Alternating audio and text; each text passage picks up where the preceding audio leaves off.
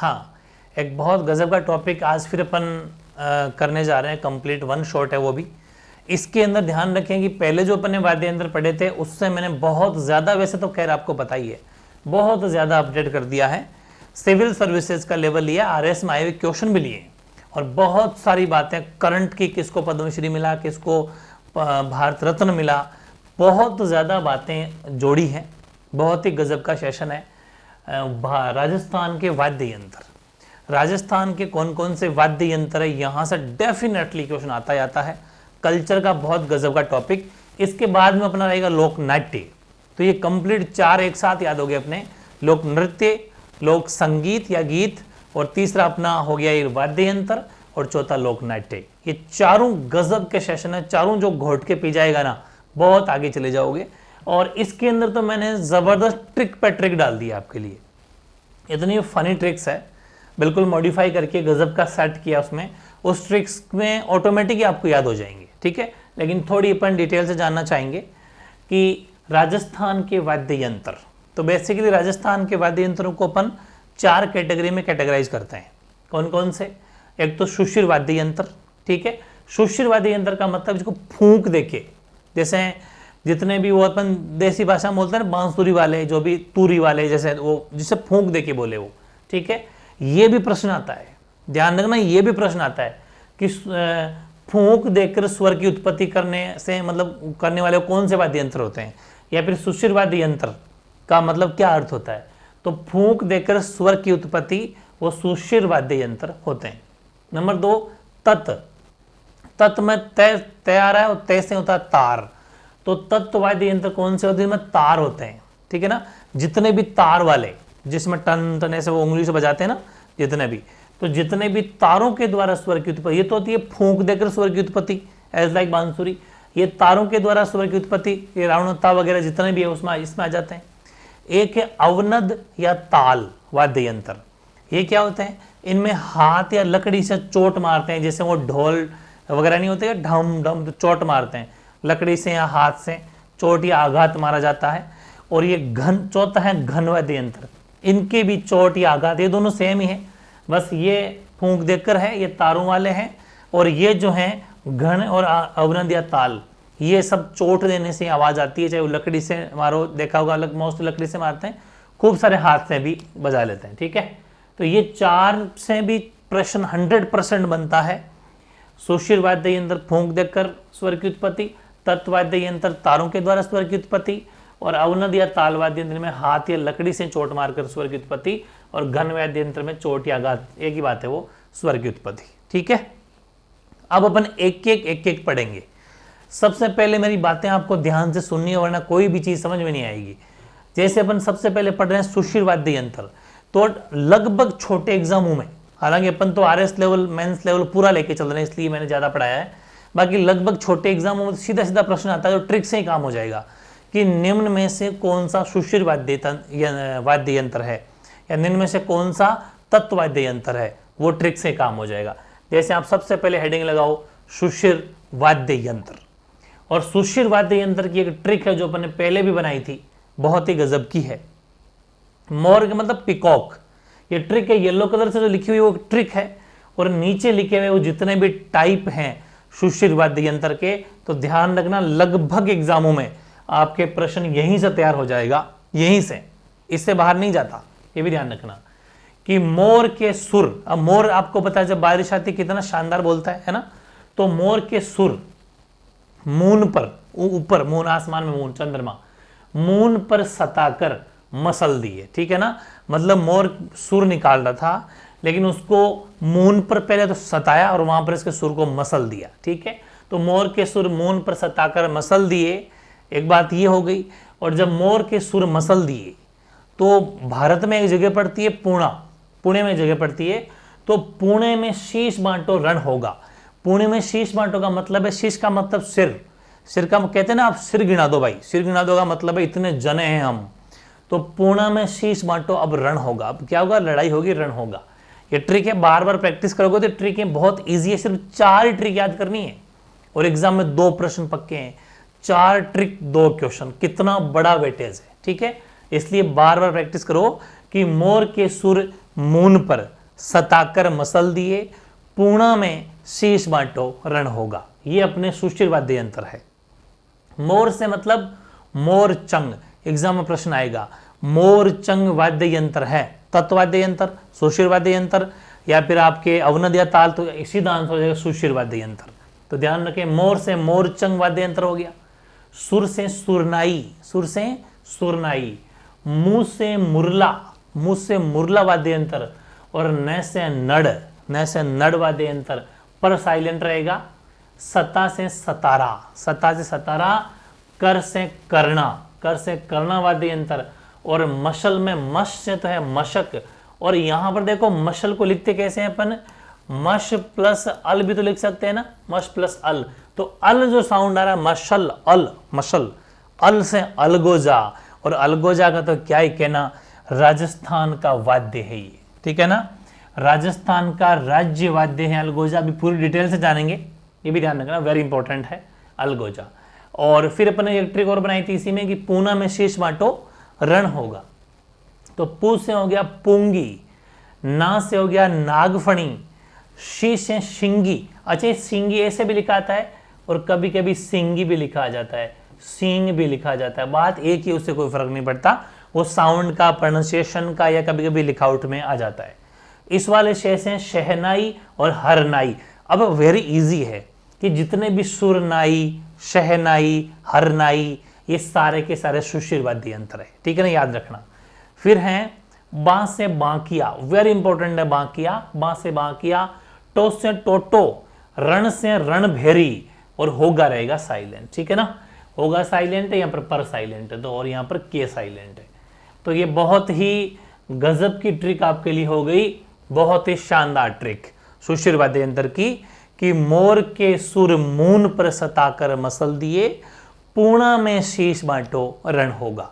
कितने याद हो गए बताओ, 1 2 3 4 5 6 7 8 9 10 11 12 13 14 15 16, एक साथ 16 वाद्य यंत्र हैं। एग्जाम में कोई सा भी प्रश्न एक साथ 3 3 4 4 ही पूछ लेते हैं, जैसे कि मोरचंग सुरनाई मुरला कौन से वाद्य यंत्र है, तथ्य है कौन से, सीधे से आंसर हो जाएगा सुशिर वाद्य यंत्र है।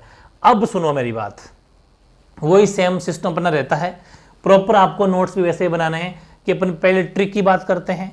जैसे अपने लोक नृत्य पढ़े थे, उनमें पहले अपने मतलब उनके जितने भी नृत्य उनकी ट्रिक बना ली थी। उसके बाद में जो जो स्पेशल थे, किसी में कुछ बातें थी, किसी में कोई वादक था, उसको अपन ने लिखा था, तो वैसे ही या नाम तो याद कर लिए, लगभग एग्जाम में तो यहीं से प्रश्न आते हैं। लेकिन अब इनमें कुछ स्पेशल है, जैसे कि अलगोजा है, ठीक है। अब देखो मैंने कहीं कहीं पर आपके कुछ पिक भी लगाई है, लेकिन ज़्यादा पिक्चर वगैरह की जरूरत नहीं है, आप सब समझदार हो, नेट नोट पर देख लेना, टाइम वेस्ट करने वाली बात है। एग्जाम में कोई ये इमेज वगैरह नहीं आती, मैं इन फालतू चौचलों में ज़्यादा विश्वास भी नहीं करता कि बढ़िया बढ़िया ये लगा लगा के दिखाएं आपको, सब जानते हो, आराम से देख लो, अलगोजा ऐसा होता है बस, ठीक है। ये 2 नलियाँ होती है, यहाँ पर देखो ये 6, यहाँ पर 7 है और यहाँ पर 4 छेद है, ये बड़ी चीज़ है जो जिसको फूंक दे के बजाया जाता है, सुशिर वाद्य यंत्र है, ठीक है। और वो आपने पढ़ा था नाक से बजाने वाले जयपुर वाले, उनकी बात करेंगे पिपन चौधरी साहब की।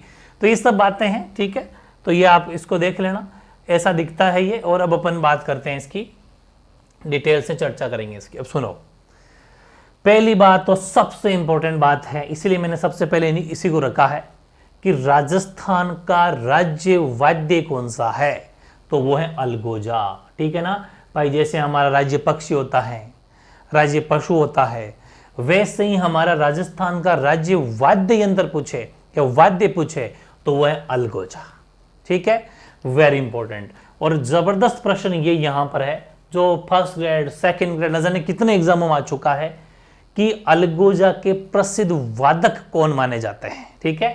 तो वो है रामनाथ चौधरी, ठीक है ना, ये जयपुर के रहने वाले हैं, पदमपुरा गांव है जयपुर में, उनके रहने वाले हैं। ये क्यों मतलब फेमस है, ये इसलिए फेमस है कि नाक से अलगोजा बजाते हैं, और तो कोई है जो और तो फूंक से बजाते हैं, लेकिन ये नाक से सांस छोड़िए फूंक से बजाते हैं। जबरदस्त चीज है, बहुत बार प्रश्न आ चुका है। तो रामनाथ चौधरी जयपुर नाक से अलगोजा बजाते हैं, ये अलगोजा के प्रसिद्ध वादक हैं, ठीक है। अब रही बात, यहां से डेफिनेटली प्रश्न आया बहुत बार, इसीलिए मैंने बहुत डिटेल से आज बहुत मेहनत की आपके लिए। खूब सारे वाद्य यंत्रों में कितने छिद्र हैं, कितने तार हैं, ये सारी ध्यान रखना, वेरी इंपॉर्टेंट है। तो अलगोजा में 4 छिद्र है, 4 छिद्र, 4 छेद है, और ये देखो 1 2 3 4 ऊपर है, या फिर 7 छेद है नीचे, 1 2 3 4 5 6 7 छेद है।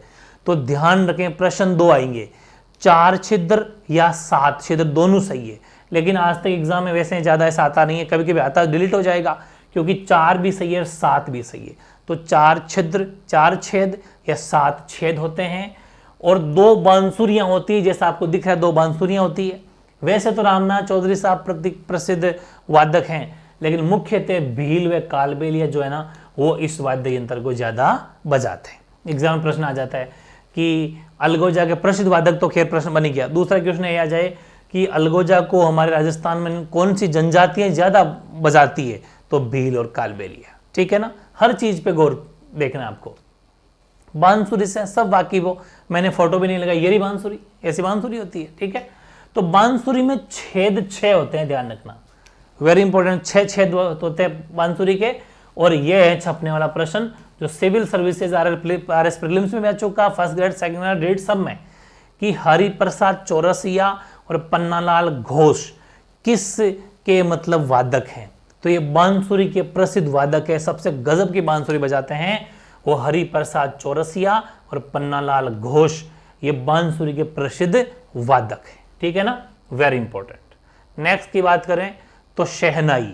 अच्छा ध्यान रखो, शहनाई को नफरी भी कहते हैं, शहनाई, नफरी या सुंदरी, ये तीनों में से कोई सा भी नाम आ जाए। आजकल क्या उपनाम ज्यादा आते हैं, क्योंकि फेमस नाम तो हर कोई याद कर रहा है, लेकिन ये उपनाम भी वेरी इंपॉर्टेंट हो जाते हैं। तो ये भी ध्यान रखना, शहनाई, नफरी या सुंदरी एक ही बात है, ठीक है, ओके। ये जो शहनाई है, वैसे शहनाई की फोटो लगा दी है, आप चाहो तो देख सकते हो, ये रही शहनाई, ठीक है। शहनाई ये आपको आकार में चिलम जैसी दिखाई देगी, जो चिलम पीते थे बुजुर्ग व्यक्ति, तो इसका आकार चिलम के समान है। इसमें 8 छेद होते हैं, ठीक है ना, 1 2 3 4 5 6 7 8, एक पीछे होगा, कुल मिला के छेद कितने होते हैं इसमें, 8 छेद इसके अंदर होते हैं। ये भी ध्यान रखना, क्योंकि ऐसे प्रश्न अब आने लग गए हैं भाई, उनके पास अब है नहीं ना, क्योंकि बहुत सारे प्रश्न पूछ चुके, इसलिए कहीं से भी आए नोट से बाहर नहीं जा सकता। अगर जाएगा तो किसी को नहीं आएगा, आपको नहीं, वो किसी को नहीं आएगा फिर, ठीक है ना, मस्त रहे आप। तो ध्यान रखें, शहनाई या फिर नफेरी या सुंदरी, ये चिलम के आकार के समान होती है, 8 छेद इसके अंदर होते हैं। सुशिर वाद्य यंत्रों में सर्वश्रेष्ठ मानी जाती है शहनाई को। सुशिर वाद्य जितने भी है 16-17 अपने पढ़े, उनमें सर्वश्रेष्ठ अगर प्रश्न पूछे तो शहनाई है। प्रसिद्ध वादक, वेरी इंपॉर्टेंट क्वेश्चन, एक तो बिस्मिल्लाह खां शहनाई वादक है, आप जानते हो बिस्मिल्लाह खां, अपन हिंदी में चैप्टर क्लास 12 में पढ़ चुके हैं इनके बारे में, ठीक है। ये बिस्मिल्लाह खां है, 2001 में भारत रत्न मिल चुका। मैंने कल ही जो फरवरी का करंट जी के अपलोड किया था, आई थिंक आपने पढ़ लिया, और नहीं पढ़ा तो कुछ बोलो ही मत, आप जितना निकम्मा नहीं हो सकते। जो नहीं पढ़ा, इतना गोल्डन चांस कि 1-1.25 घंटे की क्लास जो कि पूरे महीने का निचोड़ है, कोई प्रश्न बाहर नहीं जा सकता, उसके अंदर मैंने 53 बात की थी अपन ने कि अब कुल मिला के भारत रत्न मिलने वाले 53 जने हो गए। ऐसे ऐसे बीच बीच में आते रहेंगे ना, तो 53 यूं ही याद करा देंगे। 5 तो उस दिन कल कर लिए थे अपन ने, 53, 52, 51 और 50 और 49 से शुरू हुए थे अपन, ठीक है, 48। वैसे ये बिस्मिल्लाह खां जो 2001 में इनको भारत रत्न मिल गया, और पूरी जिस दिन जीके पढ़ेंगे, राजस्थान जी कंप्लीट होगी, तो आपको सारे 52-53 सारे नाम आने वाले हैं सामने, ठीक है ना। तो ये ध्यान रखें, बिस्मिल्लाह खां इनको भारत रत्न मिल चुका है, ये प्रसिद्ध वादक है। एक मांगी बाई का भी नाम आता है, लेकिन मांगी बाई मेवाड़ की प्रसिद्ध शहनाई वादक है, और मांड गायिका भी है मांगी बाई। बिस्मिल्लाह खां तो पूरे राजस्थान में, पूरे देश में, विदेश में नाम इनका शहनाई वादक है, ठीक है, ये ध्यान रखें। फिर है मशक।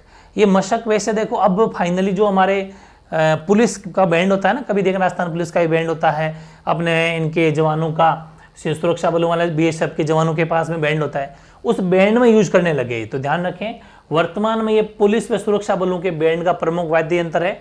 बकरी जो होती है, बकरी के चमड़े का ये बनाया जाता है। आप देखना चाहे तो वैसे आप इसकी फोटो भी देख सकते हो, वैसे कुछ इसकी फोटो है, कोई दिक्कत वाली बात नहीं, आराम से आप देख सकते हो, ठीक है।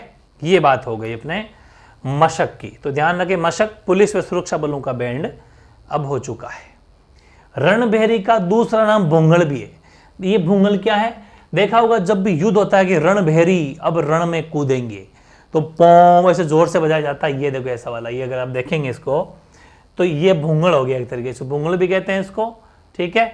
यहाँ से बजाया जाता है, ऊपर आवाज आती है बहुत जोर से।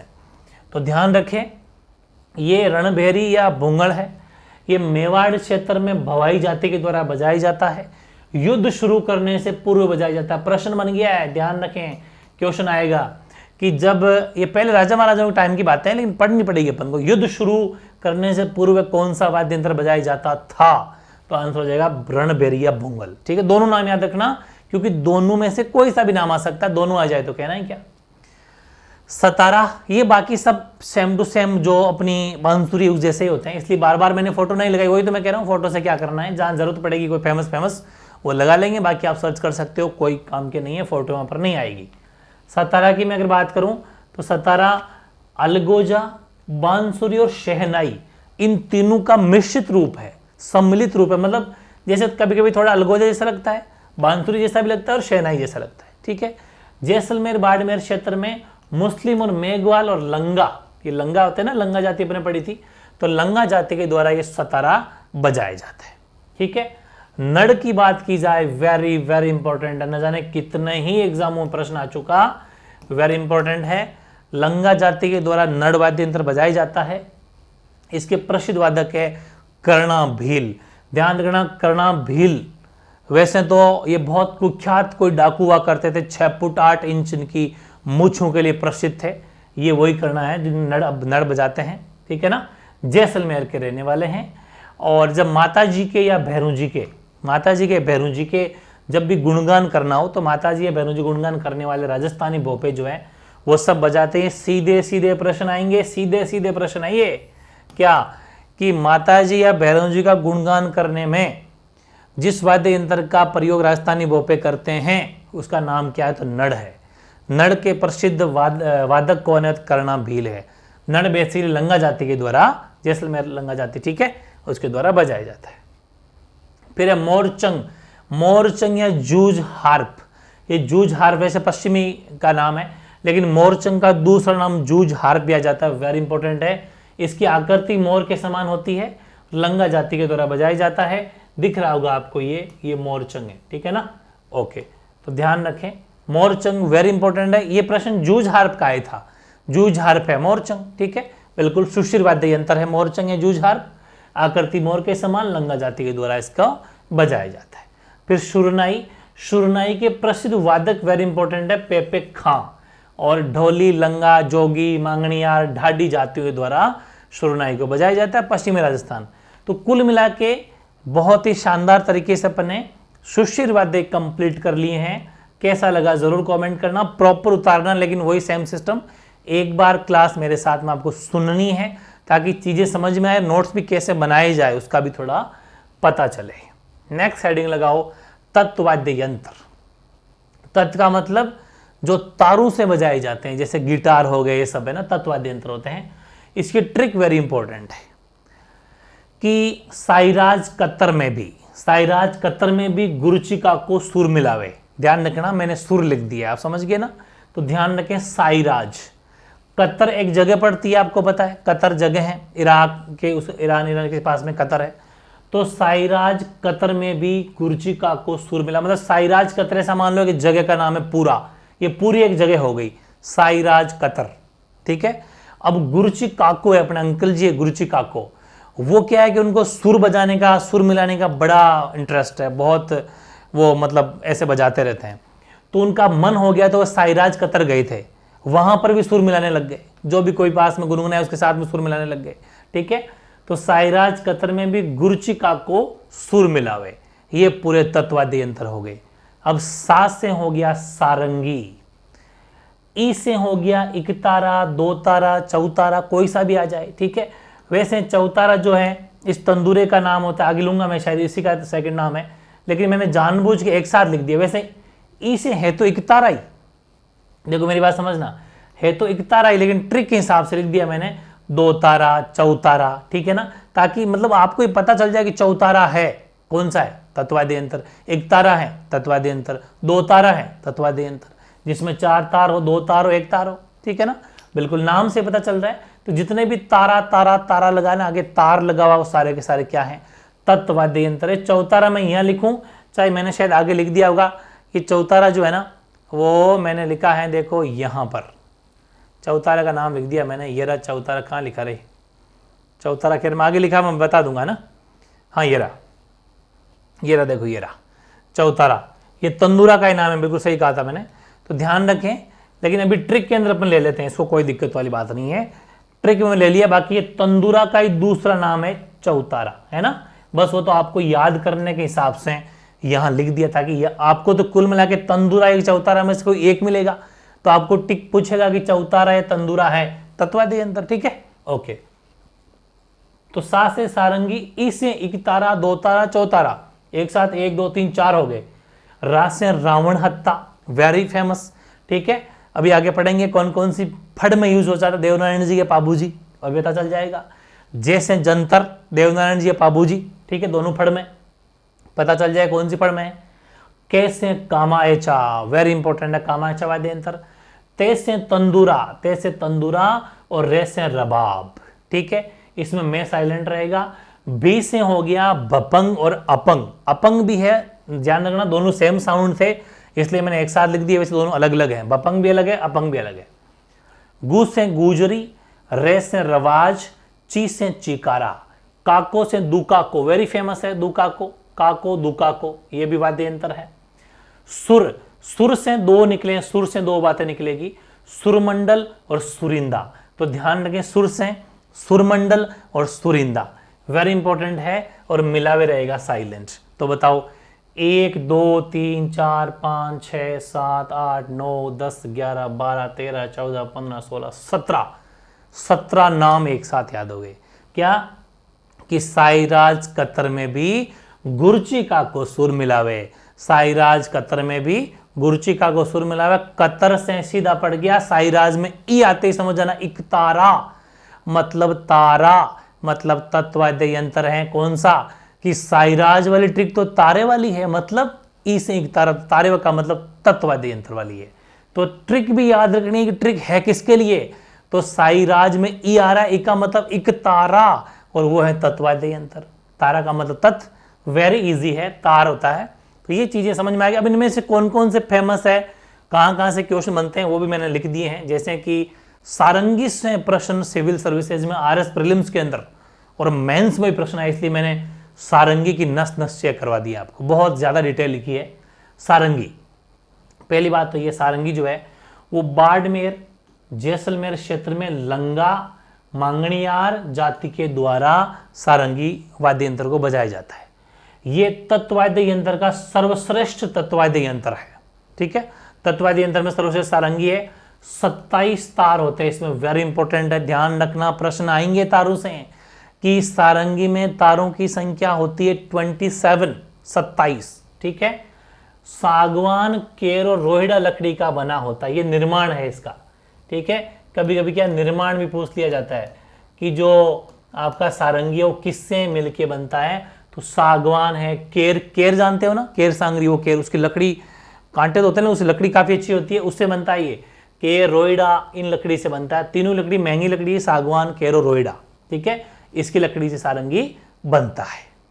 फिर बात आती है प्रसिद्ध वादक की, तो ध्यान रखें, लाखा खान, ये लाखा खान सिंधी सारंगी वादक है। सिंधी सारंगी जो मैं लिखा नीचे अभी बता दूंगा, ये सिंधी सारंगी वादक है, रानेरी गांव जोधपुर के रहने वाले हैं, ठीक है।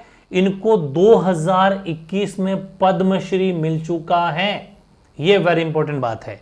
सीधा सीधा प्रश्न आएगा कि लाखा सारंगी वाद्य यंत्र के प्रसिद्ध वादक का नाम बताओ, तो लाखा खान सिंधी सारंगी वादक है, रानेरी गांव जोधपुर के रहने वाले, 2021 में पद्मश्री इनको मिल गया है, ठीक है। और भी नाम है, अन्य वादक भी है, जैसा राम नारायण जी हैं और सुल्तान खां जी है, ठीक है। ये भी सारंगी के अन्य वादक का नाम आ जाए तो वो सारंगी में ही है। अब जो ये बात मैंने लिखी है सिविल सर्विसेज के हिसाब से, बहुत गजब के फर्स्ट ग्रेड में और आरएस प्रीलिम्स में क्वेश्चन ऐसे आए हैं कि सारंगी के प्रकार, जबरदस्त कंटेंट है ये। वैसे सारंगी का डायग्राम भी आप देखना चाहें तो खैर देख रखा होगा, ये सारंगी इस तरीके का होता है, ठीक है ना, कोई दिक्कत वाली बात नहीं है। ये है। अब सुनो सारंगी के प्रकार। सारंगी के प्रकार हैं, एक तो जोगिया सारंगी, सिंधी सारंगी, प्यालेदार सारंगी या जड़ों की सारंगी, धनी सारंगी और गुजरातन सारंगी। अब आप क्या सोच रहे हैं कि ये तो सारंगी सारंगी लिखा हम यूं ही पहचान लेंगे, ये प्रश्न नहीं आया था। प्रश्न ये आया था, ये वेरी इंपॉर्टेंट है। और ये सारे प्रश्न आए हुए हैं क्या कि जोगिया सारंगी का संबंध किस क्षेत्र से है। अब बताओ जोगिया सारंगी का संबंध किस क्षेत्र से है। प्लस एक प्रश्न हो रहा है कि अलवर भरतपुर जो है, अलवर भरतपुर के जोगियों द्वारा कौन सी मतलब कौन सा वाद्य यंत्र बजाया जाता है। फिर चारों सारंगियों के नाम थे, चारों सारंगियों के, जोगिया, सिंधी, धनी, गुजरातन। तो ध्यान रखना कि जोगिया सारंगी अलवर भरतपुर के जोगियों द्वारा, जोगिया जाती है, ठीक है ना, जैसे अलवर भरतपुर क्षेत्र मेव क्षेत्र है, यहाँ पर मेव के ही, जैसे मेव में भाट भी होते हैं वैसे जोगी जाति भी है। तो ध्यान रखें जोगिया सारंगी वो अलवर भरतपुर के जोगियों द्वारा बजाई जाती है। सिंधी सारंगी हमारे पश्चिमी राजस्थान, क्योंकि आपको पता है लाका खान पश्चिमी राजस्थान से संबंध इनका मारवाड़ से है, तो पश्चिमी राजस्थान में लंगा जाति द्वारा जो है वो बजाई जाती है सिंधी सारंगी। अब सीधा प्रश्न आएगा कि सिंधी सारंगी बजाई जाती है तो लंगा जाति पश्चिमी राजस्थान के द्वारा, जोगिया सारंगी अलवर भरतपुर के क्षेत्र में जोगियों द्वारा। प्यालेदार सारंगी या जड़ों की सारंगी, ठीक है ना, ये जो सारंगी है ये जैसलमेर के मांगणियार जो होते हैं ना, अपन पढ़े थे मांगणियार, बिल्कुल मांगणियार गाय की पढ़ी अपन, तो जैसलमेर के मांगणियारों के द्वारा प्यालेदार सारंगी बजाई जाती है। और ये दोनों तो ये तो एक कहानी का रूप है, धनी सारंगी और गुजरातन सारंगी। ये निहाल दे की कथा जब सुनाई जाती है ना उस टाइम पर जोगी द्वारा, और लंगा, ये तो सीधे रट लेना, इसमें कोई वो बात नहीं है। लेकिन ये तीनों है ना, नाम तो आपको वैसे ही रह जाएंगे, लेकिन ये तीनों से प्रश्न बहुत बार आए हैं और वो यूनिक प्रश्न है जो कहीं नहीं मिलेंगे। ये कंटेंट जबरदस्त है, सिविल सर्विसेज का है, प्रॉपर वे में जबरदस्त खुले खुले नोट्स बनाना जिंदगी सफल है, ठीक है ना। तो ये हो गया अपना सारंगी। अब बात करते हैं अपन इकतारा की। ये इकतारा है जिसमें एक ही तार है, ठीक है ना, ये एक तार देखो, एक ही तार लगा है, तो इकतारा वाद्य यंत्र हो गया। कालबेलियों के द्वारा इसका ज़्यादा प्रयोग किया जाता है, इकतारा ज़्यादा बजाया जाता है। और वैसे मीराबाई भी जो है वो इकतारा बजाते थे, ठीक है ना। तो ध्यान रखें मीराबाई भी जो है वो भी इकतारा बजाते थे। ये भी प्रश्न कभी कभी आ जाए कि मीराबाई का प्रसिद्ध वाद्य यंत्र था या फिर मीराबाई किस वाद्य यंत्र का प्रयोग करती थी, तो वो इकतारा। रावण हत्ता, रावण हत्ता का तो आप खैर सब जानते हो, ठीक है, फिर भी एक बार दिखा देता हूँ अगर आपको पिक देखनी हो इसकी, तो ये रावण हत्ता है। और पश्चिमी राजस्थान के अंदर पाबूजी की फड़ जब बाँची जाती है तो रावण हत्ता वाद्य यंत्र के साथ बाँची जाती है। वैसे डोंगजी जवाहर जी की फड़ है ना, उनके भोपों के द्वारा भी, जब उनकी फड़ नहीं होती खैर, लेकिन उनके भजन गाए जाते हैं एक तरीके से फड़ ही है, वो भी जो उनके भोपों के द्वारा भी रावण हत्ता वाद्य यंत्र जो है बजाया जाता है। मेन बात है कि रावण हत्ता वाद्य यंत्र में तार कितने होते हैं, तो 9 तार होते हैं, 9। ये दिख रहे हैं, 2 तो बड़े बड़े दिख रहे हैं, बाकी ये देखो छोटे छोटे ये तार ही तार है, तो 9 तार होते हैं। वेरी वेरी इंपॉर्टेंट है, ध्यान रखना। फिर अब बात आती है निर्माण की। तो निर्माण की मैं अगर बात करूं, मतलब ये किससे बनता है, कभी कभी ये भी प्रश्न आ जाता है, लेकिन आपके नोट से बाहर नहीं जा सकता, ढंग से पढ़ लेना कि आधा कटा हुआ जो नारियल होता है, नारियल, आधा कटा हुआ नारियल के खोल पर बकरे का चमड़ा और बांस का एक सीधा तना, ये बांस का तना तो कह रही, ठीक है ना, ये आधा कटा नारियल है, इसके ऊपर चमड़े का खोल चढ़ा दिया जाता है, इस हिसाब से इसको बजाया जाता है। ये जो चीज़ है ये सब जानते हैं, ऐसे यूं बजाते हैं इसके ऊपर यूं, वो बजाने वाली चीज़ है, इसमें भी तार है। तो ये काफ़ी ज़बरदस्त है रावण हत्ता, ये अपन ने पढ़ लिया। फिर है जंतर। जंतर देवनारायण जी की फड़ में, रावण हत्ता पाबू जी की फड़ में। देवनारायण जी की फड़ का वाचन करते समय गुर्जर जाति के भोपों के द्वारा जंतर वाद्य यंत्र का प्रयोग किया जाता है। और ये लो भाई जंतर वाद्य यंत्र की सब आपने देख रखा होगा, ठीक है, ये जंतर वाद्य यंत्र की फोटो है। बेसिकली क्षेत्र पूछे, आपको पता है देवनारायण जी का जन्म आसीन भीलवाड़ा में प्रसिद्ध मंदिर भी है ना, तो भीलवाड़ा, अजमेर और नागौर, ये अजमेर में ही मंदिर है, अपने पढ़ा था है ना, देवमाली, अजमेर, देवधाम, देवपुरी, टोंक, ये सब अपने बातें, जोधपुरी, टोंक सब पढ़ रखा अपन ने, इनके प्रसिद्ध मंदिर देवनारायण जी के। तो नागौर, अजमेर और भीलवाड़ा क्षेत्र में जंतर वाद्य यंत्र ज्यादा बजाया जाता है और देवनारायण जी की फड़ भी इन क्षेत्रों में ज्यादा बांची जाती है, नागौर, अजमेर और भीलवाड़ा में, ठीक है ना, ये ध्यान रखना। तो देवनारायण जी की फड़ का वाचन करते समय गुर्जर जाति के भोपों के द्वारा जंतर वाद्य यंत्र बजाया जाता है। फिर बात आती है भाई कामायचा। कामायचा जो है वेरी वेरी इंपॉर्टेंट है। कामायचा क्षेत्र पूछे, ये क्षेत्र भी वेरी इंपॉर्टेंट है कि तभी तो मैंने कहा ना कि इसका टेस्ट बनाऊंगा बहुत गजब का, देखना सुपर डुपर टेस्ट बनाएंगे, लेकिन चीजें पढ़ के रखना। जैसे कामायचा वाद्य यंत्र है, एग्जाम में प्रश्न आ जाएगा कामायचा वाद्य यंत्र का संबंध किस क्षेत्र से है, और ऐसे प्रश्न एक बार नहीं बहुत बार रिपीट प्रश्न है, ठीक है ना, इसलिए ध्यान रखना। कामायचा वाद्य यंत्र जो है वो जैसलमेर बाड़मेर क्षेत्र में मांगणियार जाति के द्वारा बजाया जाता है। प्रसिद्ध वादक वेरी वेरी इंपॉर्टेंट है, न जाने कितनी बार इनके बारे में प्रश्न आ चुका है। ये कामायचा देखना चाहो तो ये देख सकते हो फोटो, ये कामायचा है भाई, ठीक है। तो बात करते हैं इनकी। वैसे तो कमल भी लिखा आता है, कभी कभी कमल लिखा हुआ नहीं आता, साकर खां आ जाता है, लेकिन ध्यान रखें पूरा नाम इनका कमल साकर खां मांगणियार है, जैसलमेर के रहने वाले हैं। ये प्रसिद्ध वादक हैं कामायचा के, और इनको 2000 यहाँ पर मैंने ये क्या ईयर किया लिख दिया, कंफर्म कर लेता हूँ ये एक बार चेक करना कि कमल साकर जो है इनको जैसलमेर रहने वाले, इनको जो है पद्मश्री कब मिला, अभी डेट कंफर्म कर लेता हूँ, ये मेरे से डिलीट हो गया है या फिर मैंने शायद चेक करने के लिए छोड़ा होगा। 2012 की समथिंग मुझे याद आ रहा है, चेक कर लेंगे। तो साकर खां मांगणियार जैसलमेर के रहने वाले हैं, प्रसिद्ध वादक किसके हैं, कामायचा के, और इनको पद्मश्री मिल चुका। ओके, फिर एक प्रश्न आया था, कामायचा वाद्य यंत्र में कितने तार होते हैं, वेरी वेरी इंपॉर्टेंट है, ध्यान रखना। कामायचा वाद्य यंत्र में 17 तार होते हैं, 17 वायर, ये है ना कामायचा, इसमें 17 तार है, ठीक है ना। ओके, ये आम की लकड़ी, जिसमें पूरी आम की लकड़ी बिना जॉइंट, बीच में जॉइंट नहीं होना चाहिए, जॉइंट से साउंड डिस्टर्ब होता है, बिना जॉइंट के, और कुछ घोड़े की पूंछ के बाल भी जो है इसमें प्रयोग किए जाते हैं, तब इसका निर्माण होता है। फिर एक प्रश्न आया था, प्रश्न इस कामायचा से अंदर डीप पूछे जा रहे हैं, तो ध्यान रखें कामायचा वाद्य यंत्र में 17 तार जो हैं, उसमें 3 तार तो हैं बकरे की आंत के। 2012 ही है ना, ठीक है 2012 ही था, वो मुझे कंफर्म था, थोड़ी दिक्कत होगी तो डिलीट हो गया होगा। 2012 में इनको पद्मश्री मिल चुका है। अब मेरी बात समझो कि 17 तार होते हैं कामायचा में, 17 वायर, इसमें 3 तार तो मुख्य, जो 3 तार होते हैं ना, मुख्य 3 तार, 1 2 3 आपको दिख भी रहे होंगे डायग्राम में, ये 3 तार देखो, ये तीनों तार बकरे की आंत के होते हैं, ठीक है। ये जो 3 तार हैं ये बकरे की आंत के होते हैं, और बाकी जो 14 वायर हैं वो तांबे के भी हो सकते हैं और लोहे के भी हो सकते हैं। लेकिन प्रश्न ये आया हुआ है मुख्य 3 तार किसके बने होते हैं, तो वो बकरे की आंत के, ठीक है। ये सब बातें आपको, एक भी सिंगल वर्ड आपको छोड़ना नहीं है, एक से बड़े एक है। फिर है भपंग, भपंग से प्रश्न आया हुआ है, बहुत ज्यादा इंपॉर्टेंट है, न जाने 2-3 बार शायद आया हुआ प्रश्न है, वेरी वेरी इंपॉर्टेंट है। भपंग अलवर क्षेत्र, वही मेव क्षेत्र है, अलवर क्षेत्र में जोगी जाति के द्वारा, ध्यान रखें, अलवर क्षेत्र में जोगी जाति के द्वारा भपंग वाद्य यंत्र बजाया जाता है।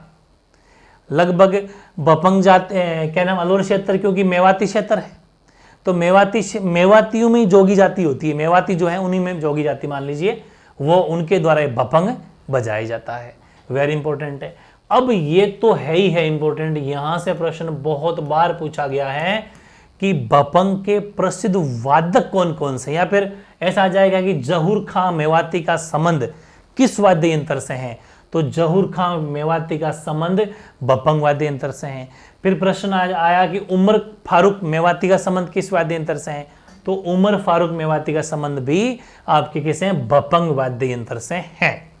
अब एक मेन बात यह है कि भपंग में तार सिर्फ एक ही होता है, भपंग वाद्य यंत्र में ओनली फॉर तार एक होता है, और निर्माण इसका होता है कटा हुआ जो तुम्बा होता है गोलमोल, ठीक है, तुम्बा, उस तुम्बे पर चमड़ा चढ़ाकर इसका निर्माण किया जाता है। डायग्राम देख लेना, कोई वैसे कोई खास नहीं है, तैयारी करनी है, याद करना है, डायग्राम वहां पर चित्र बने नहीं आएंगे, ठीक है, ध्यान रखें। जहूर खां मेवाती और उमर फारूक मेवाती का संबंध किस वाद्य यंत्र से है, तो भपंग वाद्य यंत्र से, भपंग वाद्य यंत्र में तार होता है एक।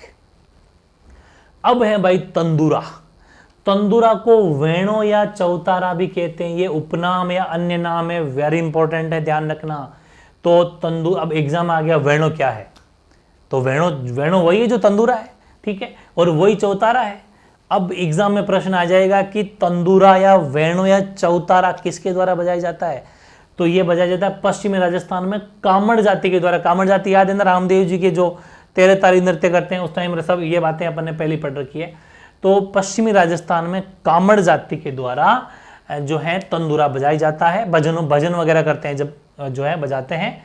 वेणु और चौतारा और तंदूरा बात एक ही है। पश्चिमी राजस्थान मतलब वही जैसलमेर, बाड़मेर, मारवाड़ क्षेत्र, जोधपुर। तार होते हैं इसमें 4, कितने होते हैं तंदूरा में, 4 वायर होते हैं। तय को उल्टा कर दो, तय ऐसे लिखते हैं तो इसको उल्टा कर दो 4 बन जाएंगे, ठीक है। तो तंदूरा के अंदर कितने वायर होते हैं, 4। फिर है रबाब और इधर लिखा है मैंने रवाज, दोनों सेम टू सेम प्रोनाउंसिएशन होता है इसलिए एक साथ पढ़ लेंगे। रबाब की मैं अगर बात करूं तो रबाब जो है वो अलवर टोंक में, अलवर क्षेत्र और टोंक जो क्षेत्र है आपको पता है, अलवर, भरतपुर, टोंक ये वाला जो क्षेत्र है उसमें मेव जाति रहते हैं। और मेव में मैंने कहा था ना, मेव में जोगी भी है, मेव में भाटी भी है, भाट भी है, भाटी नहीं भाट, तो मेव में भाट है, भाट, ठीक है ना। तो ध्यान रखिए अलवर टोंक में मेव के भाटू द्वारा जो है रबाब बजाया जाता है। तार इसमें 6 तो मेन तार होते हैं, आप डायग्राम देख लेना, और 11 अन्य वायर भी होते हैं, लेकिन मुख्य तार 6 होते हैं। टोटल 17 वायर इसके अंदर हो गए। और रवाज की बात करूं तो रम्मत लोकनाट्य पढ़ेंगे अपन। लोकनाट्य का सेशन जब आएगा ना, झंडे गाड़ दोगे आप, इस तरीके से करने वाले हैं। थ्योरी ज्यादा है उसमें, लेकिन शॉर्ट में बना रहा हूं, बहुत जबरदस्त तरीके से पढ़ेंगे। नेक्स्ट टॉपिक अपना लोकनाट्य ही होगा, ठीक है। तो मेवाड़ क्षेत्र के अंदर रवाज जो है वो बजाया जाता है। रम्मत लोकनाट्य में इसे बजाते हैं बेसिकली। जब रम्मत लोकनाट्य पढ़ेंगे तब आपको बातें और समझ में आएगी। ये जब रम्मत लोकनाट्य करते हैं तब रवाज बजाया जाता है, कहां पर, मेवाड़ क्षेत्र में। जबकि ये रबाब मेवात अलवर टोंक वाला, लेकिन ये मेवाड़ अपने उदयपुर वाला, वो उदयपुर वाला अपना राजसमंद उदयपुर, वो पूरा मेवाड़ क्षेत्र, ठीक है। तो ये सारी चीजें एक से बड़े एक वेरी इंपॉर्टेंट है।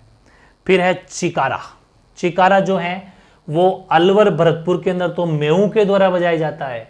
सिरोही, पाली, उदयपुर जो ये ग्रास या जनजाति क्षेत्र है उनके द्वारा बजाया जाता है।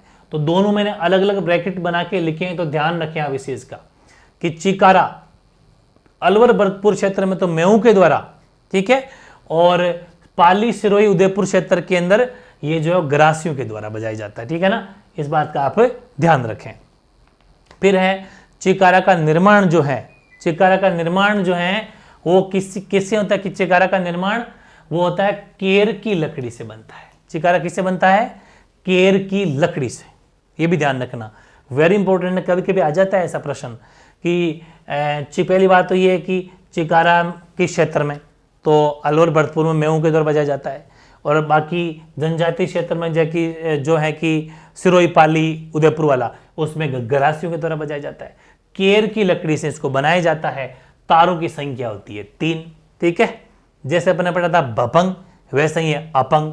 अपंग है उदयपुर संभाग जो है उसमें भीलों के द्वारा अपंग बजाया जाता है। और इसके मुख्य वादक जो हैं वह संत इस्माइल नाथ जोगी। संत इस्माइल नाथ जोगी जो है वो अपंग के मुख्य वादक है। वेरी इंपॉर्टेंट, ध्यान रखना है ना। ऐसा कहा भी जाता है कि संत इस्माइल नाथ जोगी पहले अपंग के वादक थे, लेकिन नाम आ जाए अपन को, नाम से मतलब रखना है, तो आप कह देना कि तो अपंग वाद्य यंत्र संबंध है। तो ये भाई हो गए अपने बहुत ही गजब का जो सेकंड टॉपिक था अपना तत्वाद्य यंत्र, वो भी कंप्लीट। अब मैं लेता हूं ताल या अवनद। ध्यान रखें, ताल या अवनद वाद्य यंत्र में ज्यादा खास बातें नहीं है, मतलब ज्यादा थ्योरी नहीं है, तो इसलिए मैंने इसी जगह सब कुछ थोड़ा शॉर्ट में लिख दिया। आप चाहें तो इसको अपना खुला खुला लिख सकते हैं, मैंने कोई ज्यादा घिचपिच मैंने भी नहीं करी है, आपको समझ में आराम से आ जाएगा। तत् या अवनद की मैं अगर बात करूं तो ट्रिक वही है, कौन सी, कि दीपक मामा ने ताश में कूदकर खंजरी से नोच डाला, ठीक है ना। बहुत इजी है। पहली बात तो यह कि मामा जी का नाम क्या है, दीपक मामा, ठीक है। दीपक मामा क्या करे थे कि कोई गेम खेल रहा होगा, ताश खेल रहे थे, तो दीपक मामा बीच में ही कूद गए। कूद गया मतलब बीच में इंटरफेयर कर दिया। दीपक मामा ने ताश में कूदकर खंजर होता ना, खंजर, उस खंजरी से नोच डाला। पता नहीं किसको नोचा, वो अपन को नहीं जाना, लेकिन ऐसा ध्यान रखना है कि दीपक मामा ने ताश में कूदकर खंजरी से नोच डाला। अब बात आती है कि दीपक मामा वाली ट्रिक किसकी है, भाई जैसे अपने तत्ववाद्य में इकतारा में ई देखा था, साई राज में ई, सा ई से इकतारा मतलब तार, तार आ गया, तार से तत्ववादी अंतर था। वैसे ही ये वाली जो ट्रिक है ये आपको बनानी है, वैसे अपने हिसाब से एडजस्ट कर लेना। लेकिन बात ये है कि ताश, ताश में ता आता है, इसमें भी ताल आता है, ताल या अवनद, ताश वाला, दीपक मामा वाला, ठीक है। तो ध्यान रखें ताल या अवनद वाद्य यंत्र में आते हैं वो कितने हो गए, 1 2 3 4 5 6 7 8 9 10 11 12 13 14 15 16 17 17 18 17 18, एक छोटी छोटी ट्रिक्स में, प्लस ये तीनों भी देख लेना क्योंकि ये उपनाम भी तो याद हो गए, 18 19 20। बहुत गजब की चीज है, एक छोटी सी ट्रिक में गागर में सागर भर देने वाली बातें हैं, वरना आप अलग अलग कभी भी बिना ट्रिक के याद नहीं कर सकते।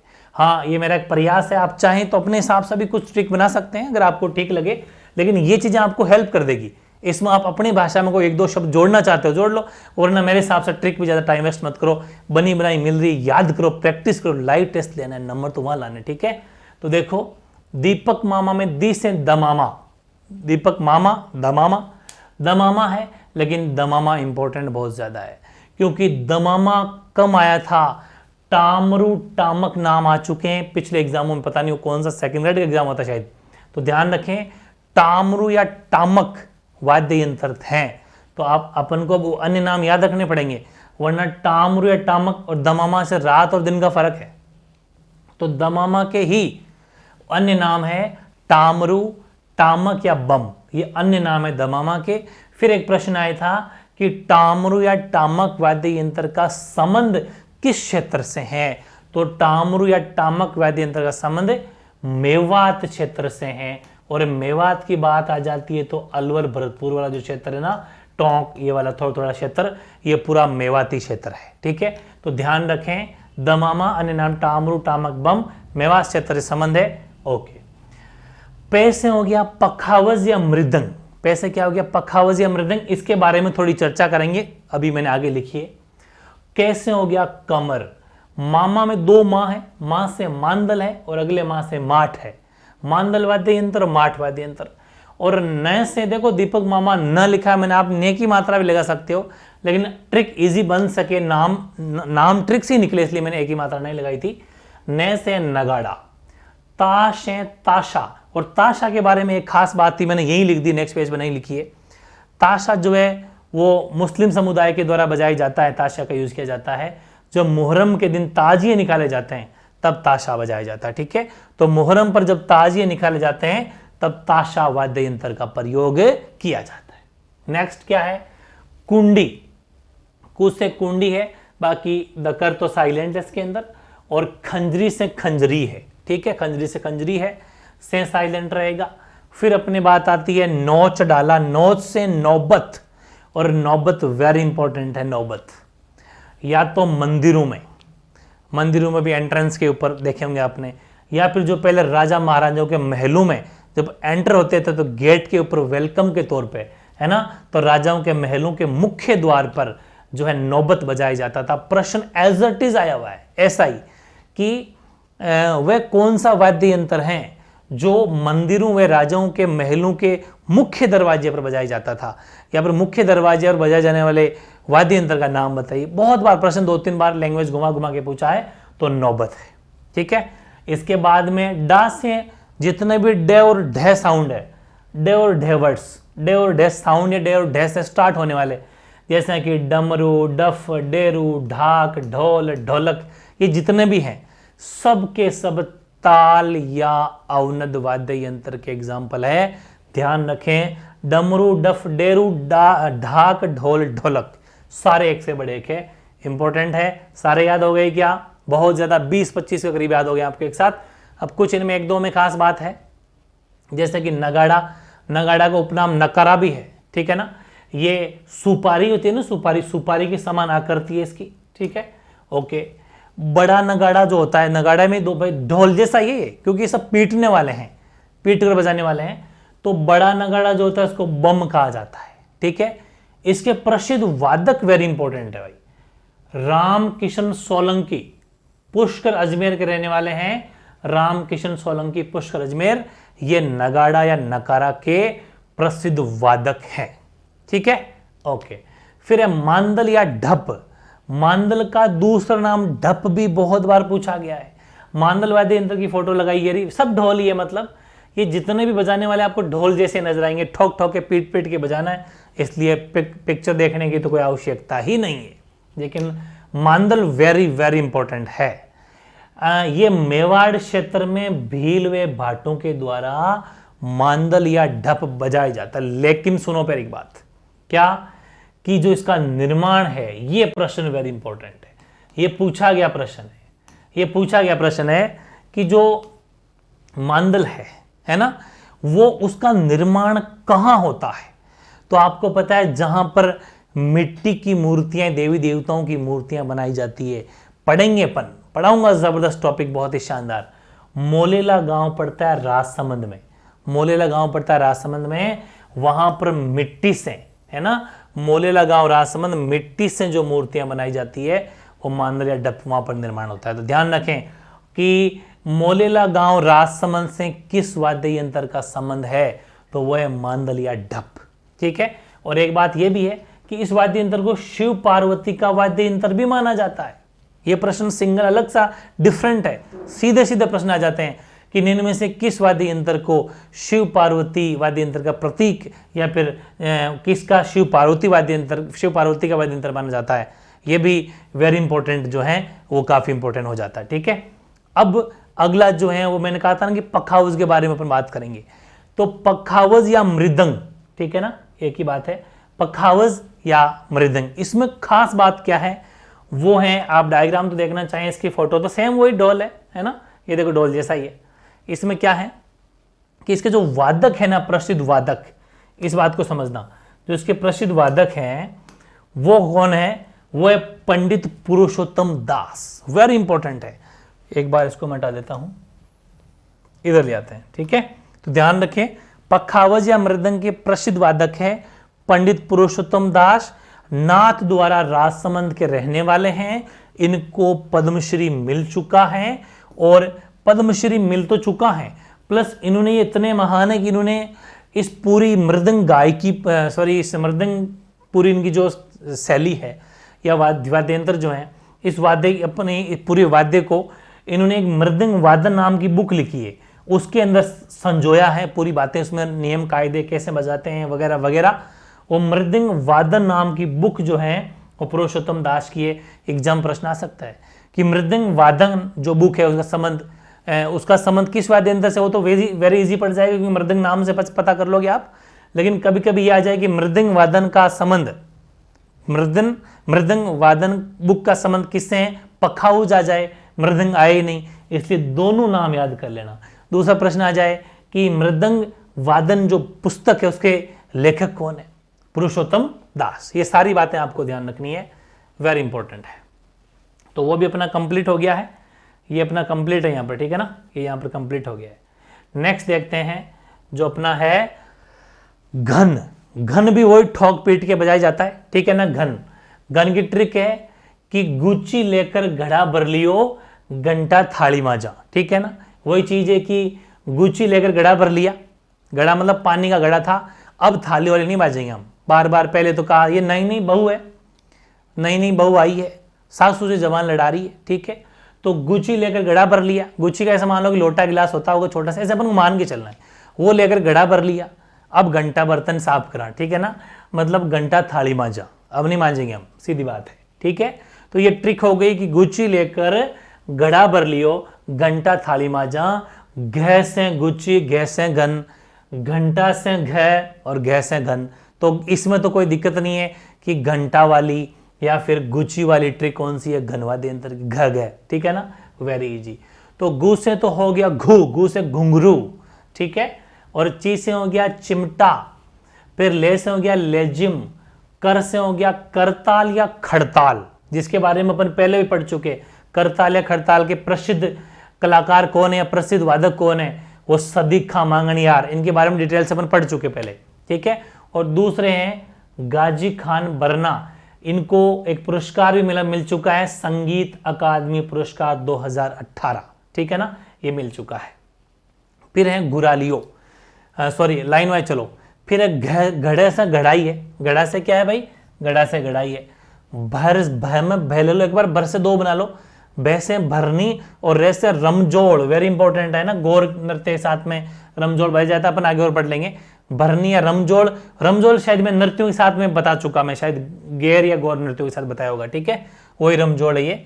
और लियो से घुरा लियो, लियो घुरा लियो, ये कालबेलिया जाति के द्वारा इस वाद्य यंत्र का प्रयोग किया जाता है।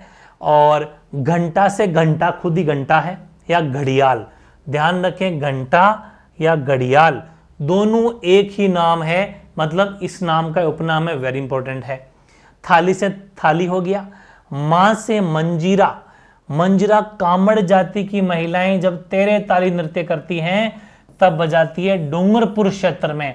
प्रश्न आएगा मंजीरा कब बजाया जाता है, तो कामड़ जाति की महिलाएं जब तेरे ताली नृत्य, रामदेव जी, ठीक है ना, बिल्कुल, तेरे ताली नृत्य जब करती है तब कामड़ जाति की महिलाएं बजाती हैं। क्षेत्र कौन सा है, तो वह डूंगरपुर क्षेत्र, दक्षिणी राजस्थान। ओके, फिर जा से हो गया जांज या झालर। जांज या झालर हमारे शेखावाटी क्षेत्र में जब कच्ची घोड़ी नृत्य करते हैं ना, उस टाइम पर शेखावाटी क्षेत्र में जो है जांज या झालर जो है वो बजाया जाता है। ये भाई घन की खास खास बातें भी इसी में घुसा दी मैंने, आराम से सब कुछ, जबरदस्त सेशन है, मजा आ रहा होगा आपको। ये प्रॉपर नोट्स आपको बनाने हैं। अब कुछ अदर इंपॉर्टेंट है, कुछ इंपॉर्टेंट फैक्ट है, ठीक है ना, जो भी आप लास्ट में लिख लेना, क्योंकि यहां से भी कभी कभी सीधे सीधे प्रश्न आ जाते हैं। जैसे कि एक प्रश्न ये है कि घूमर नृत्य के समय ढोलक और मंजीरा खूब बजाए जाते हैं। ये प्रश्न आया हुआ है कि घूमर नृत्य के समय कौन कौन से वाद्य यंत्रों का प्रयोग ज्यादा किया जाता है। कभी कभी खूब की जगह बहुतायत भी लिखा जाता है, बहुतायत, ठीक है ना, मतलब ज्यादा मात्रा में, बात एक ही है। तो ध्यान रखें घूमर नृत्य में ढोलक और मंजीरे खूब बजाए जाते हैं। एक वाद्य यंत्र है तारपी वाद्य यंत्र, कुछ डिफरेंट है, जो ट्रिक्स में नहीं है, अलग से याद करना है, सीधे फैक्ट है। कथोड़ी जनजाति पढ़ेंगे अपन, फिर से जनजातियों वाले सेशन फिर से पढ़ाऊंगा जबरदस्त तरीके से। तो तारपी वाद्य यंत्र जो है वो कथोड़ी जनजाति के द्वारा बजाया जाता है। ये एक सुशिर वाद्य यंत्र है, ठीक है ना, सुशिर वाद्य यंत्रों के साथ में लिख सकते हो या फिर अलग से लिख देना, या फिर जहां पर सुशिर लिख रखा है वहां पर कोई एरो बना के साइड में, आपकी मर्जी है, लेकिन मेरे हिसाब से इसको लास्ट में लिख देना पड़ा रहेगा साइड में, क्योंकि ये प्रश्न अलग है, थोड़े फैक्ट है, ठीक है ना, बहुत ही ज्यादा डीप जाके प्रश्न निकाले गए हैं सिविल सर्विसेज में आए हुए। निर्माण इसका होता है, लौकी जो होती है ना, सब्जी बनाते हैं अपन लौकी, उस लौकी में छेद करके जो है इस तारपी वाद्य यंत्र का निर्माण किया जाता है। अब अपन ने पढ़ा था इकतारा, और एक प्रश्न कभी कभी आया हुआ है कि इकतारा का संबंध, इकतारा वाद्य यंत्र का संबंध है नारद जी से। नारद तो जानते होंगे आप, नारद जी सुना होगा, नारद मुनि। तो नारद मुनि जो है, नारद जी का संबंध है वो इकतारा वाद्य यंत्र से है। नारद जी का संबंध इकतारा वाद्य यंत्र से है, रट लेना, सीधे सा प्रश्न है ये, तो रटना है, गौट के पे जाना, ठीक है। भाट या जागा एक जाति है, भाट या जागा एक ही बात, दोनों में से कोई सा भी, भाट या जागा ये जाति है। आपने सुना होगा कि भाट है जो अपनी पीढ़ियों की जानकारी रखते हैं, बड़ी पोती पांदड़ रह के आते हैं हमारे सामने। तो वंशावलियों की पीढ़ी दर पीढ़ी लेखन करने वाला वर्ग होता है, पूरी जनरेशन को लिखा हुआ रखता है कि आपके दादाजी के ये थे, उनका ये नाम था और उनका ये रहते थे, वहां से आए थे। ये वंशावलियों की पीढ़ी दर पीढ़ी, आपने भी अगर कहीं ग्रामीण परिवेश में आप रहते हैं, ठेठ ग्रामीण में, तो आपने भी भाट वगैरह आते देखे होंगे, और आजकल भी मेरे हिसाब से कहीं कहीं आते होंगे। वो बड़ी बड़ी बुक्स लेके आते हैं और अपने घर पे रुकते हैं, अपना अच्छा खाना वाना खिलाते हैं उनको, और कुछ पैसा भी वो लेते हैं उनकी, क्योंकि वही उनकी आजीविका का साधन। हालांकि आज के लोग कम आने लग गए क्योंकि सुख सुविधाएं बढ़ गई, ज़्यादा ये रहा नहीं, लेकिन हाँ कहीं कहीं अभी भी आते हैं। अब सुशिर वाद्य यंत्र अपन पढ़ चुके, लेकिन कुछ अन्य और भी हैं, जैसे कि तुरई हैं, बरगु हैं और शंख, 2-3 नाम और लिख लेना, अन्य सुशिर वाद्य यंत्र है, ज़्यादा इंपॉर्टेंट नहीं, लेकिन कभी कभी ऐसा कोई आ जाए तो। कुछ घनवाद्य यंत्र भी अन्य है, जैसे कि टिकोरी, टंकोरी, श्रीमंडल, ठीक है ना, टिकोरी, टंकोरी या श्रीमंडल, ये भी हैं जो थोड़े से क्या है, अन्य घनवाद्य यंत्रों में आ जाते हैं। ये भी थोड़ा सा अलग से देख लेना इसको भी, टिकोरी, टंकोरी या श्रीमंडल। ये मतलब वैसे आप गन के साथ में याद कर सकते हो, लेकिन कुछ चीज़ें ऐसी होती है जो ज़्यादा खास इंपॉर्टेंट नहीं होती, लेकिन कहीं ना कहीं बुक्स में आ जाती है, जो अपने अलग अलग तरीके से मैंने बहुत सारी बुक्स पढ़ के निकाले भी हैं, इसलिए ज़्यादा इंपॉर्टेंट है। और कुछ अन्य अवनद या ताल वाद्य यंत्र भी हैं, जैसे कि धौंसा, घेरा, और कुंडी, ये शिरोई क्षेत्र में, वैसे कुंडी अपन ले लिया, कुंडी तो अपन ले लिया, लेकिन ये शिरोई क्षेत्र में चाहो तो इसको हटा देना भले, क्योंकि कुंडी तो अपने ट्रिक में आ गया, तो इसको तो अपन नहीं लेंगे, बाकी एक आधा ले लेना, ठीक है ना। तो ये वेरी इंपॉर्टेंट बन जाता है। ये कुछ अदर इंपॉर्टेंट फैक्ट है जो आप लास्ट में उतार लेना, कोई दिक्कत वाली बात नहीं, ठीक है ना। अब एक छोटी सी बात और बची है, ये भी प्रश्न आया हुआ है, क्या कि रावलों की मादल, ये सीधे सीधे प्रश्न आया था। रावलों की मादल राजस्थान का एकमात्र वाद्य यंत्र है, ये ध्यान रखना, रावलों की मादल भी एक वाद्य यंत्र है। वैसे ये जो चारण जाति के लोग होते हैं ना, चारणों के पास ही मिलते हैं, बेसिकली वही ज्यादा इनका प्रयोग करते थे इस वाद्य यंत्र का, ठीक है। तो राजस्थान का एकमात्र वाद्य यंत्र जिसकी डोरी में तनाव के लिए, भाई जैसे, क्योंकि ये इसका मतलब समझ गए, डोरी का मतलब तार है, तो जहां तक ये तत्वाद्य यंत्र में आता है, ठीक है ना, ये तत्वाद्य यंत्र की श्रेणी में आता है, ये भी आप लिख सकते हो, क्योंकि डोरी, ये वर्ड जितने भी आते हैं ना, डोरी या तार, ये वेरी इंपॉर्टेंट हो जाते हैं। ये सारे के सारे तत्वाद्य यंत्र ही हैं जो तार के द्वारा या फिर डोरी के द्वारा बजाए जाते हैं, ठीक है ना। तो ध्यान रखें, राजस्थान का एकमात्र वाद्य यंत्र जिसके डोरी में तनाव खींचने के लिए पखावज की तरह, जो पीछे पड़ा था अपने पखावज की तरह लकड़ी के गुटके डाले जाते हैं इसमें, ठीक है ना।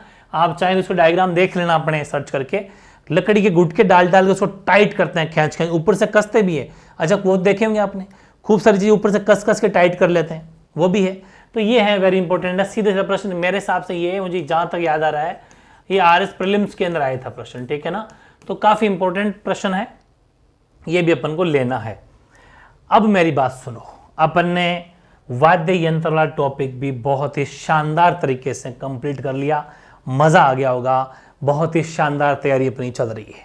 ये वन शॉट सीरीज जो चली है, इसका फायदा इतना लेना है, और सारे नोट्स में बोर्ड पे बना रहा हूं, आंखों पे काफी जोर पड़ता है, आंखें आजकल तो दर्द भी होने लग गई, लेकिन अपन को वो नहीं, सब सेंड करेंगे। बस कंडीशन एक ही है कि आप जबरदस्त तरीके से पढ़ते रहो, और लाइव टेस्ट थोड़े ढीले चल रहा हूँ लाइव टेस्ट लेने में, लेकिन चिंता नहीं करें, लाइव टेस्ट ले लूंगा। थोड़ा मैं चाहता हूँ कि कोर्स थोड़ा सा खींच जाए, लाइव टेस्ट तो अपने कभी भी ले सकते हैं। तो लाइव टेस्ट संडे को नहीं हो पाया, ले लूंगा टाइम निकाल के, क्योंकि रीजनिंग का भी लेना। आप पढ़ते जाओ, तैयारी करते जाओ, फिर लाइव टेस्ट दो के बीच में तो और भी मजा ज़्यादा आएगा। लेकिन वो बीच में क्या है कि इतनी पीपीटी पीडीएफ बनाता हूँ बोर्ड के ऊपर, थोड़ा वक्त निकल जाता है, इसलिए लाइव टेस्ट ले नहीं पाया। वरना अपने संत संप्रदाय लाइव टेस्ट बाकी है, जहां तक 1-2 दिन के अंदर ले लेंगे। 1-2 दिन में थोड़ा बिजी भी रहूँगा, बीच में इलेक्शन भी है और एक कोई शादी फंक्शन में भी जाना है, लेकिन ट्राई करेंगे कि जल्दी से जल्दी अपन काम करें। तो देखो, एक टॉपिक अपन ने कंप्लीट कर लिया, लोक देवता वन शॉट, आई थिंक आप सबने देख भी लिया होगा, ठीक है। फिर अपने सेकंड जो टॉपिक पढ़ा है लोक देवियाँ, ये भी वन शॉट अपन ने रखा। फिर लोक देवता लोक देवियों के बाद में अपन ने पढ़ा बहुत शानदार टॉपिक संत संप्रदाय, बहुत गजब का टॉपिक है। इन दोनों के लाइव टेस्ट हो चुके, इसका जल्दी होने वाला है, मैं बना लिया बड़ा टेस्ट इसलिए ले नहीं पाया। संत संप्रदाय पढ़ लिया अपन ने। फिर अपने शायद लोक नृत्य पढ़े थे ना, तो लोक नृत्य पढ़ लिए अपन ने। फिर अपने लोक संगीत या गीत पढ़ लिए, और आज अपने वाद्य यंत्र भी पढ़ लिए, ठीक है ना। ये इतने सारे टॉपिक, और भी कोई हो गया क्या देख लेंगे अपन। ये जो है ये राजस्थान कल्चर के मेरे साथ, अच्छा मेले त्योहार, सॉरी मेले और त्योहार, ठीक है ना, राजस्थान के त्योहार एवं मेले, बहुत बड़ा टॉपिक, 2.5-3 घंटे की क्लास। नंबर 1 मानता हूं मेरी, बहुत जबरदस्त नंबर 1 है ये पूरे राजस्थान में, देख लेना नंबर 1, टोटल नंबर 1 है ये। टोटल क्या है, ये सब के सब नंबर 1 है, इसमें कोई डाउट नहीं है। अगर इसका फायदा आप नहीं उठाते हैं तो फिर आपके जितना, मैं निकम्मा वर्ड यूज करूंगा क्योंकि काम के नहीं है आप, फिर अगर ये सब नहीं कर पाते हैं तो। 2 लाइव टेस्ट हो चुके हैं, 3, 4, 5, 6, 7, 8, ये एक साथ मिक्स है 2 टॉपिक, 8 मेजर टॉपिक कंप्लीट कर लिए 7 वीडियो में, ठीक है। ये सब कंप्लीट करना। लाइव टेस्ट अपन लेने वाले हैं, लाइव टेस्ट 2 अपन ले चुके, आपको मजा आ गया होगा सबके सब। लाइव टेस्ट में सभी जुड़े, जितने ज्यादा जुड़ोगे लाइव में जितना मजा आता है वो बात ही अलग है। कुछ डाउट भी पूछते जाते हैं, बहुत सारी बातें बता दी भी जाती है, ये ध्यान रखना। टाइम टेबल अपना पर डे सेट करो, एक बहुत ही गजब का टाइम टेबल मैं आपको देने वाला हूं। कम से कम दिन के अंदर 8 से 10 घंटे की स्टडी आपको हर हालत करनी है, हमेशा ध्यान रखो, बार बार एक ही बात कहूंगा, लाखों की भीड़ है, इस भीड़ से निकलने के लिए भाई यहां तो पहुंचना पड़ेगा, वरना वही भेड़ चाल हो जाएगी, फॉर्म भरते जाना कोई मतलब नहीं है। 8-10 घंटे पढ़ोगे तो सफल पक्का हो जाओगे। दुनिया से जब नोट्स ये सब बातें सब अलग पढ़ रहे हो तो इनको पढ़ना भी तो शुरू करो, सिलेबस जल्दी हो जाएगा, आप चिंता मत करना है ना, लेकिन याद करने में पीछे मत रह जाना, पढ़ते जाओ। रीजनिंग पूरी अपलोड है, फिर से पढ़ाने की जरूरत नहीं है, जबरदस्त तरीके से रोजाना एक टॉपिक पढ़ो, गजब का नंबर 1 है, बता रहा हूं मैं आपको। हिंदी नंबर 1 है, हिंदी तो अपन वापस से पढ़ लेंगे, लेकिन अभी चाहे तो आप पढ़ सकते हैं, बहुत सारे टॉपिक है, वही चीजें रहने वाली, थोड़ी सी बदलेगी और क्या है, थोड़ी बातें जोड़ दूंगा और कोई बड़ी बात नहीं, ठीक है। फिर तो ये था अपना लोक वाद्य यंत्र का टॉपिक, बहुत ही शानदार तरीके से कंप्लीट कर लिया। मिलते हैं फिर एक नए टॉपिक के साथ में, ओके।